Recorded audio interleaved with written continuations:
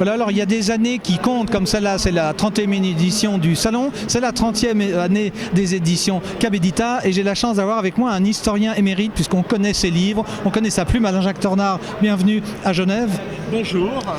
Vous nous venez de Fribourg, vous avez organisé cette exposition, ces Suisses qui ont fait la France. Alors c'est un peu paradoxal et accrocheur. Oui, en fait, en réalité, c'est autant les Suisses qui ont fait la France que les Français qui ont fait la Suisse. Parce que ça a été une interpénétration constante, les relations entre la France et la Suisse durant 5 siècles.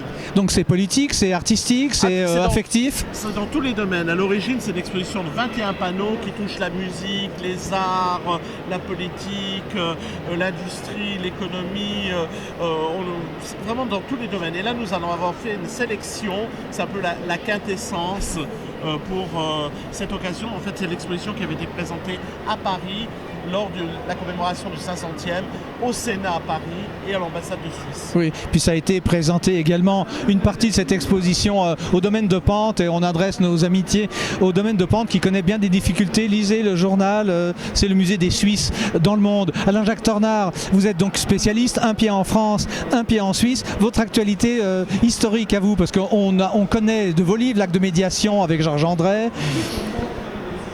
Votre tout dernier. Le tout dernier, c'est Le crépuscule de la monarchie, qui a été publié à la fois en France, chez SPM, et en Suisse, chez Quabédita. Ça raconte naturellement la chute de la monarchie, le grand accroc à l'alliance, à l'amitié franco-suisse, parce que ne faut pas croire que la vision que j'ai des relations franco-suisses, c'est de la géographie, c'est une vision distante, à la fois en tant que Français et en tant que Suisse, puisque je suis double national, et avec cette distance, j'ai pu traiter des sujets qui fâchent, dont celui-là, c'est-à-dire la participation de la Suisse et des Suisses à la chute de la monarchie, dans le camp des royalistes comme dans le camp des révolutionnaires. Le temps passe, mais les combats ou les luttes sont les mêmes. Vous êtes un pied en France, un pied en Suisse, je l'ai dit. On est dans l'entre-deux tours et vous savez que les conversations animent beaucoup de Français de l'étranger. Sans vous demander pour qui vous votez, quel est votre regard d'historien avec 25 ans d'avance? Disons que c'est vrai qu'on est en plein bouleversement. Moi-même, j'ai tenu un bureau de vote à Bulle en tant que Français de l'étranger. Je ne cacherai pas, au premier tour, j'avais des grandes sympathies pour Mélenchon parce que je trouvais qu'il avait un beau langage. Viennent les jours heureux et le goût du bonheur.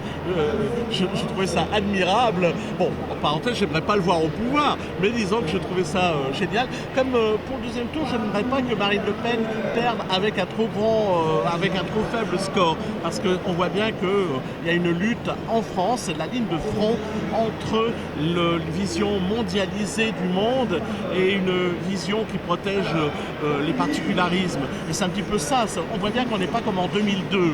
Donc je n'aimerais pas que Marine Le Pen gagne, mais j'aimerais pas qu'elle perde trop brutalement. Merci Alain-Jacques, on était presque un tribunal de l'histoire, on vous sait spécialiste évidemment de la Révolution française. Merci Alain-Jacques et bon salon surtout. Merci vous aussi.